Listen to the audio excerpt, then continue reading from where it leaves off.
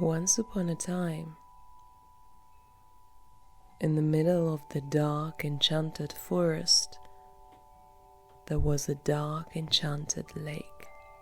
It was so deep in the forest that light never found its way there. Day or night, everything was always dark. Many rumors and stories were formed about this lake, that only the bravest of hearts can ever reach it. And yet, there was not a single tale of any of them returning back to where they came from. And that is in that lake, a small black frog lived. The one that was oblivious to all the stories. The one that didn't know that the lake was darker than dark. The one that never seen the light. And for her, the dark enchanted forest and the dark enchanted lake was home. She spent most of her days going around her business, and without any light she learned to see in a different way. She could smell better and hear better, and that what allowed her to jump and live in joy. One day when she came back from playing around in the dark black grass amongst the dark black trees, she noticed that her grandma wasn't feeling well.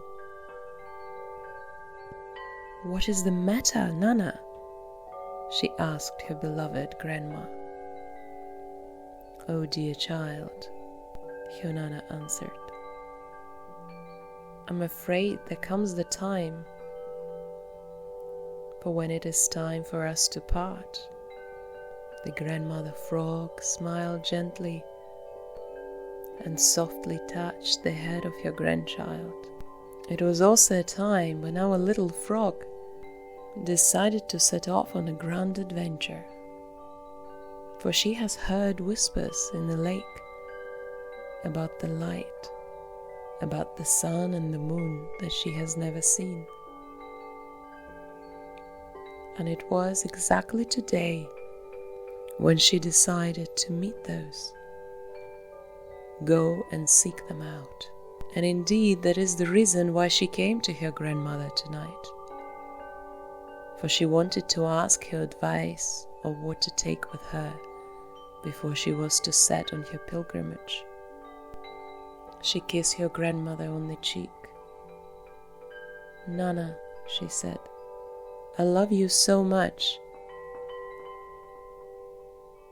And today I came to ask for your advice, for I decided to go and seek light.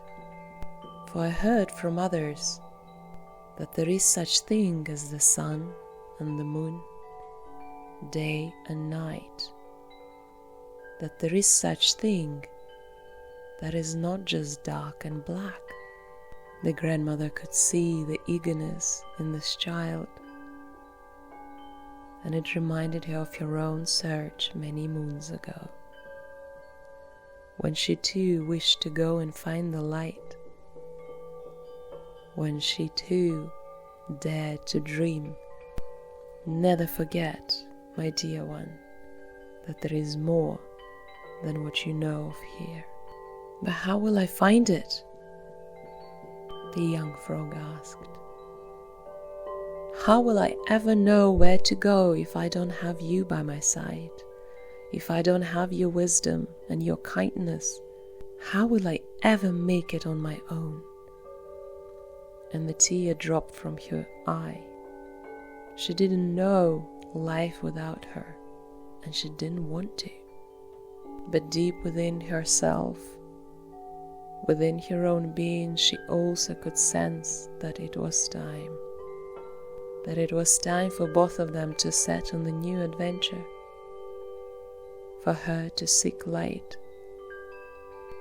and for her grandmother to follow whatever that is she was following. They sat in silence for a moment, With warmth and contentment, the grandmother frog hugged the little girl. "There'll come a time," she said, "when the light will be so blinding to you, for you have never seen it, that you might fear it. Its radiance will be so electrifying and piercing that you might wish for nothing more than go back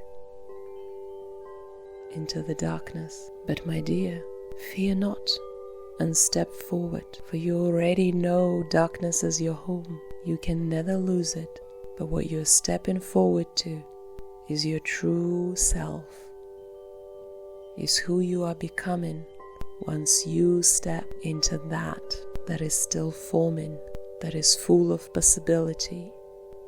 The girl nodded and kissed her grandmother's paw. "I love you," she said, "so much. Will we meet again?" she asked eagerly. Her grandmother smiled. "I will never leave your side. And when time is right, you will be able to see that." "Come," the grandmother said, "I will show you the way out of the lake." They both jumped and let the gentle rocking of the lake carry them to the shore. Jumped again into the dark black grass, feeling the grass blades against their skin. "Come on," the grandmother said. "Faster. You have to move faster."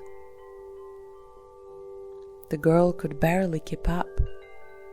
All her effort and strength went into jumping behind her grandmother, and they moved so fast that soon the girl lost the track of her grandmother. She could feel her in front of her, but no longer could perceive her. Sensations of moving wind, all wrapped in the ball in front of her, moving faster and faster, higher and higher, and soon, to her surprise, something else appeared. Something that was no longer black. First gray, then white, and a luminous light right in front of her.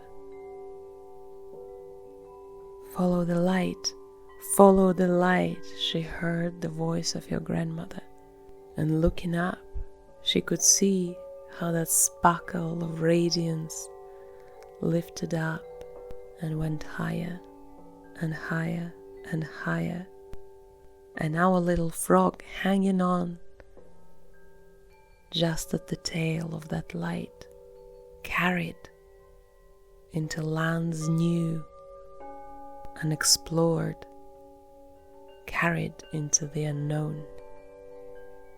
And soon she was amongst the starry sky, with stars blinking green and pink and orange at her, and a silver moon shining in her full glory. "Hello, dear frog," the moon said. "I heard you are after a big adventure."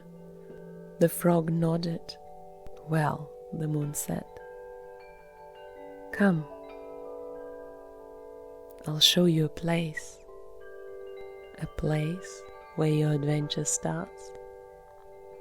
And the beam of silver light was cast all the way down to earth, and our little frog followed it all the way down until she felt the soft, velvety touch of the marshmallow plant and the refreshing scent of the dew. And to her surprise, although still dark, she could distinguish colors: the green, the pink, the purple, all radiating in the darkness, hidden and yet seen. She smiled to the moon. "Thank you," she said. "That is quite all right," said the moon. I love those that follow the adventure in them. You stay here where you are, and in the morning, my brother sun will come and greet you, and he'll show you where to go next. And if ever you lose your path or your way, you just look up at the sky, and there I will be, right next to your grandmother, and we will always show you the way. The frog smiled and sat in the grass, feeling the moon and the starlight on her skin, and a deep excitement within her to meet the sun.